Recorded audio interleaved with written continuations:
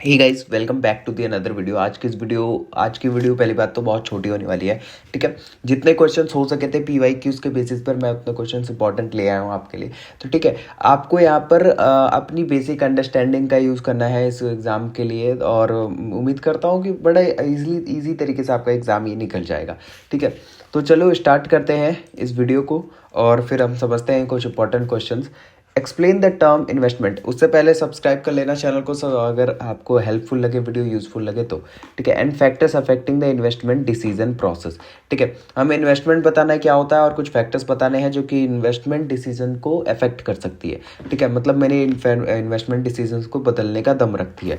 Investment means using your money to buy assets और financial products like stock, bonds और real estate. ठीक है, जब हम अपना पैसा कहीं ऐसी जगह पे लगाते हैं जहाँ पर हम किसी एसेट्स को बाय करते हैं, कोई फाइनेंशियल प्रोडक्ट बाय करते हैं, ताकि हमें फ्यूचर में अर्निंग हो सके प्रॉफिट की। ठीक है, हमें फ़ायदा हो सके with the hope of earning profit और रिटर्न्स इन द फ्यूचर। ठीक है, for example if you buy gold today you hope its price will increase in the future giving you profit. ठीक है, जाहिर सी बात है, अगर हम गोल्ड खरीदते हैं तो हमें ये होप रहती है, एक उम्मीद रहती है कि आने वाले समय में इसका प्राइस बढ़ेगा और मेरे को एक प्रॉफिट अर्न होगा। ठीक है, कौन कौन से फैक्टर्स है? Risk tolerance. ठीक है, पहले हम रिस्क चेक करते हैं कि कौन से इन्वेस्टमेंट अपॉर्चुनिटी में कितना रिस्क है। ठीक है, तब हम अपने पैसे को इन्वेस्ट करते हैं। रिटर्न पोटेंशियल, कौन से इन्वेस्टमेंट में कितना रिटर्न मिलने वाला है, जिसमें higher return and lower risk होगा, वहाँ पर हम इन्वेस्ट करना चाहेंगे। Liquidity, how quickly the investment can converted into cash. ठीक है, कितनी जल्दी मेरा इन्वेस्टमेंट जो है वो कैश में कन्वर्ट हो सकता है, कितनी जल्दी मेरे हाथ में आ सकता है, कैश इन हैंड हो सकता है, तब हम जाके वो चीज़ हम देखेंगे इन्वेस्टमेंट करने से पहले। ठीक है, for example a saving account is highly liquid. ठीक है, आपका जो सेविंग अकाउंट होता है आप जाके तुरंत ही कैश करवा सकते हो उसको। ठीक है, but real estate is not. लेकिन आपका जो एक फ्लैट है, आपका एक ज़मीन है, तो वहाँ पर उतनी जल्दी आप कैश नहीं करवा सकते। आपको पहले क्लाइंट ढूंढना पड़ेगा, बेचना पड़ेगा, फिर कुछ डॉक्यूमेंटेशन करने पड़ेंगे। Time horizon, the time you are willing to wait for return. Time period की बात हो रही है बेसिकली यहाँ पर, कि कितना टाइम पीरियड हमें उसकी मतलब इन्वेस्टमेंट के लिए रुकना पड़ेगा, हायर बेनिफिट के लिए, प्रॉफिट के लिए रुकना पड़ेगा। ठीक है, इकोनॉमिक कंडीशंस कैसे हैं, इन्फ्लेशन अभी मार्केट में क्या कंडीशन है, किस तरीके के रेट हैं, वहाँ पर इंटरेस्ट रेट क्या मिल रहा है, इन सब चीज़ों को भी चेक करना पड़ेगा। पर्सनल गोल्स मेरे क्या हैं। ठीक है, बड़े बड़े गोल्स हैं तो जाहिर सी बात है मेरे, और काफ़ी सालों बाद के लिए गोल्स है तो मैं लॉन्ग टर्म में इन्वेस्ट करूँगा, अभी के लिए तो मैं शॉर्ट टर्म में इन्वेस्ट करूँगा। तो कुछ फैक्टर्स हैं जो कि मेरे इन्वेस्टमेंट डिसीजन को अफेक्ट कर सकते हैं। ठीक है, explain the different types of investment avenues. Avenues का मतलब होता है कि कहाँ कहाँ मैं इन्वेस्ट कर सकता हूँ, कौन कौन सी ऐसी जगहें हैं जहाँ पे इन्वेस्ट कर सकता हूँ। Available to an investor to in the market. ठीक है, there are many options in investment for investment. जैसा मैंने कहा था, यहाँ पर आपका सिक्स सेंस काम आएगा। तो यहाँ पर इन्वेस्टमेंट के लिए क्या क्या ऑप्शन है आप लिख सकते हो। स्टॉक्स में, बॉन्ड्स में, म्यूचुअल फंड्स में। ठीक है, fix deposit, gold, real estate, crypto currency, कितने सारे ऑप्शन है। और आई होप कि जो बॉयज़ हैं वो इस आंसर्स को ज़्यादा अच्छी तरीके से लिख पाएंगे। ठीक है, फिर आता है stock exchanges play an important role in the Indian security market. Security market वो जो शेयर्स, बॉन्ड, इन सब से रिलेटेड होते हैं। ठीक है, discuss the statement mentioning the role played by BSE and NSE in this regard. ठीक है, हमें यहाँ पर बताना है, इस स्टेटमेंट को बताते हुए, डिस्कस करते हुए, बीएसई और एनएसई का रोल। ठीक है, द स्टॉक एक्सचेंज क्या होता है? Is a market place where buyers and sellers trade करते हैं स्टॉक्स, बॉन्ड और अदर सिक्योरिटीज़ का। ठीक है, जहाँ पर हम शेयर्स खरीदते हैं और जहाँ पर हम स्टॉक्स बेचते हैं, खरीदते हैं, तो हमें इसे स्टॉक एक्सचेंज कहते हैं। In India two main stock exchange are BSE Bombay stock exchange, NSE national stock exchange. Roles क्या है इनके? ठीक है, providing a platform for trading, एक प्लेटफॉर्म प्रोवाइड करते हैं ट्रेडिंग के लिए। ठीक है, जैसे हमारा व्हाट्सअप हो गया, कम्युनिकेशन के लिए एक प्लेटफॉर्म प्रोवाइड करता है, उसी तरीके से ये भी करते हैं ट्रेडिंग के लिए। Price transparency, stock prices are displayed openly so everyone can see and decide. यहाँ पर जो स्टॉक और प्राइस, बॉन्ड्स के जो प्राइसेस होते हैं वो फुल्ली तरीके से डिस्प्ले होते रहते हैं। ठीक है, लिक्विडिटी, किसी भी तरीके से आप जल्दी अपने जो शेयर्स हैं, जो भी इन्वेस्टमेंट है आपका, उससे कैश में कन्वर्ट कर सकते हो। इन्वेस्टमेंट को प्रमोट करते हैं। ठीक है, रोल ऑफ बीएससी, अब इसे हम सेपरेट तरीके से पढ़ते हैं। It is Asia's oldest stock exchange, सबसे एशिया का ओल्डेस्ट है। ठीक है, it lists many small and large companies and provide services like the Sensex which shows the performance of top companies.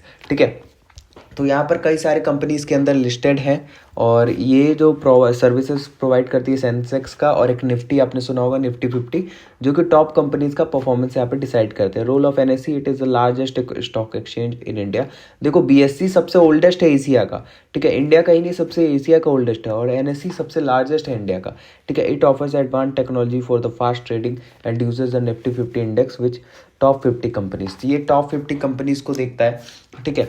ये मान लो ये निफ्टी कैसा चल रहा है, आजकल के प्राइसेस कैसे हैं, स्टॉक मार्केट की है मतलब कैसा चल रहा है, ये टॉप 50 कंपनीज को ही देखकर बताता है, और जबकि ये जो होता है वो टॉप कंपनीज को देखकर बताता है, ठीक है।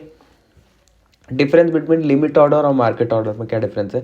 Limit order, you would set the maximum और minimum price at the which you want to buy और सेल अ शेयर, ठीक है। जब भी हम एक शेयर खरीदने या बेचने जाते हैं तो यहाँ पर मैं क्या करूँगा, या तो एक मिनिमम या तो एक मैक्सिमम प्राइस सेट कर दूंगा, ठीक है। आप खुद ही सोचो, लिमिट, यहाँ पे मेरे को एक लिमिट लगाना है, ठीक है। Example, if a stock is 100, अगर एक स्टॉक 100 रुपये का है, you only want two by it at 95, you place a limit order, ठीक है।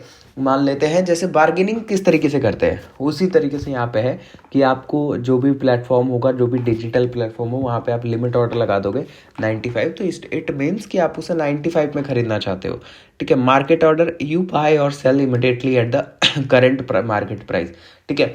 अब आपको बेचना है या खरीदना है, वो आप करंट मार्केट प्राइस पे ही बेच रहे हो, खरीद रहे हो। जैसे इस केस में आप एग्जांपल ले लो कि मान लो आपकी कोई मजबूरी है, ठीक है, मान लो आपको पढ़ाई करनी है, तो उस समय पे आपको अगर कोई अपने एसेट्स बेचने होते हैं तो आप मजबूरी में उसी मार्केट प्राइस पे बेचते हो जो करंट पे चल रहे होते हैं, ठीक है। आप प्रॉफिट अपना नहीं देखते हो। तो उसी तरीके से यहाँ पे अब द स्टॉक एक 100 का है, if at you place a market order the trade will happen at 100, ठीक है। एक अगर मार्केट प्राइस एक स्टॉक की 100 है तो वो 100 में ही बिकेगा, ठीक है।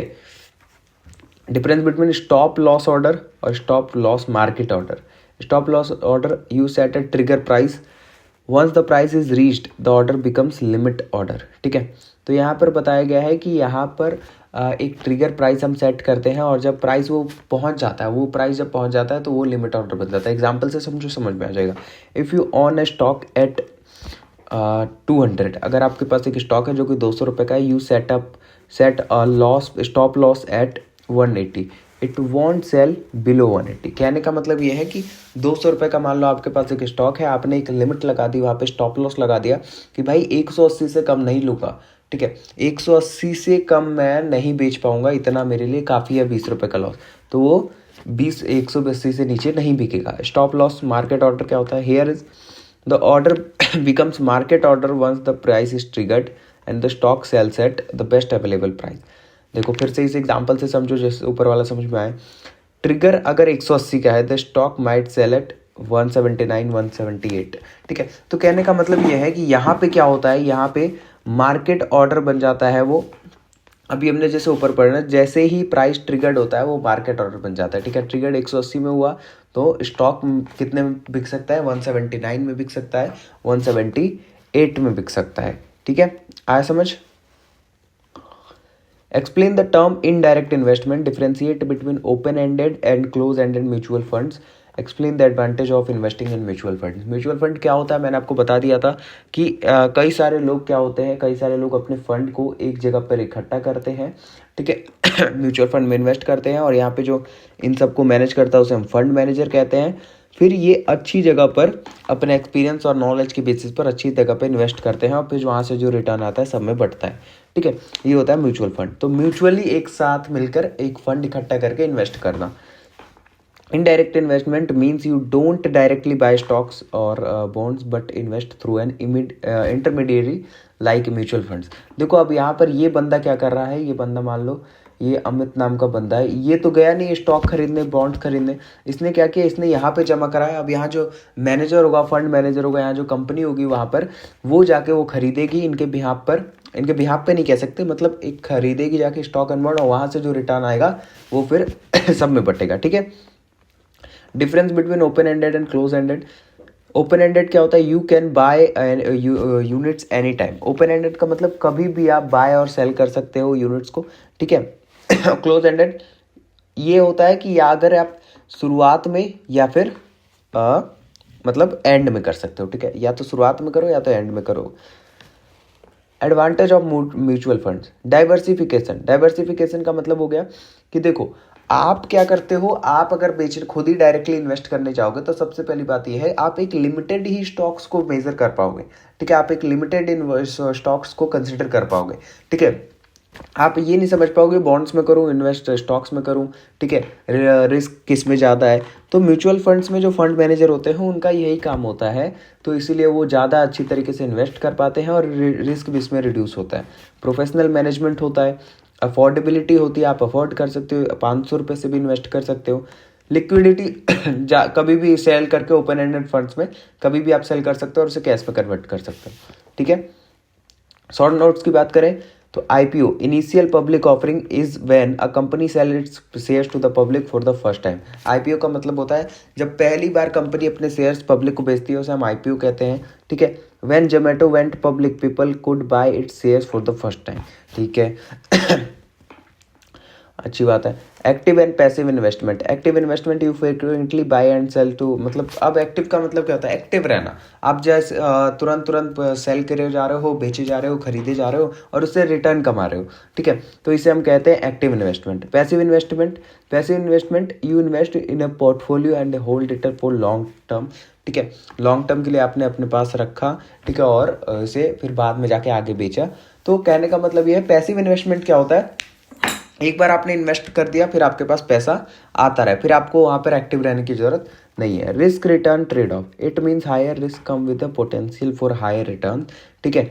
यहाँ पर कहने का मतलब ये है कि जो जहाँ ज़्यादा रिस्क है वहाँ ज़्यादा रिटर्न भी है, ठीक है, जहाँ ज़्यादा रिस्क वहाँ ज़्यादा रिटर्न, ठीक है। Stocks have higher returns than fixed deposit but are riskier, ठीक है, फिक्स्ड डिपॉजिट जो होते हैं उससे ज़्यादा स्टॉक्स में रिटर्न होता है बट रिस्क भी उससे ज़्यादा ही होता है। इंटरनेट ट्रेडिंग, अब इसके बारे में मैं क्या कहूँ, जीरोधा और ग्रो ऐसे ऐप्स का यूज़ करके आप इंटरनेट पर जो ट्रेडिंग करते हैं वो सब इंटरनेट ट्रेडिंग कहते हैं, और क्या बताऊँ, ठीक है। What do you mean by NAV of mutual fund. NAV, net asset value, is the value of 1 unit of mutual fund, it is calculated and, जब हम मतलब एक वैल्यू की, एक म्यूचुअल फंड की एक वैल्यू की जो वैल्यू होती है एक यूनिट की, सॉरी, उसे हम NAV कहते हैं। ये कैलकुलेट होता है total assets minus liability divided by total units, ठीक है। If a fund has 10 lakh worth of assets and 1000 units, तो इसे जब हम डिवाइड करेंगे तो 1000 पर यूनिट आ जाएगा। इन्वेस्टर्स को हेल्प करता है ये, कौन से प्राइस पे बेचना चाहिए, कौन से प्राइस पे नहीं बेचना खरीदना चाहिए, ठीक है। तो फाइनली ये कुछ क्वेश्चंस थे, बड़े कम क्वेश्चंस थे, मैं समझ सकता हूँ बड़ी छोटी वीडियो हो, लेकिन जितना यहाँ पर मेरे को आपको बताना पॉसिबल हुआ मैं आपको बता रहा हूँ। दूसरी बात ये, एक सेंट्रल आइडिया ले लो इस वीडियो से और फिर वही लिख कर आना, मान लो क्वेश्चन नहीं आता है, कल को इंपॉर्टेंट क्वेश्चंस नहीं आते हैं तो वहाँ पर आपके काम आएगा वो सेंट्रल आइडिया, ठीक है। मिलते हैं अगली वीडियो में, और पहली बात ऑल द बेस्ट, और शायद आपके लास्ट पेपर हो सकता है, तब तक के लिए बाय।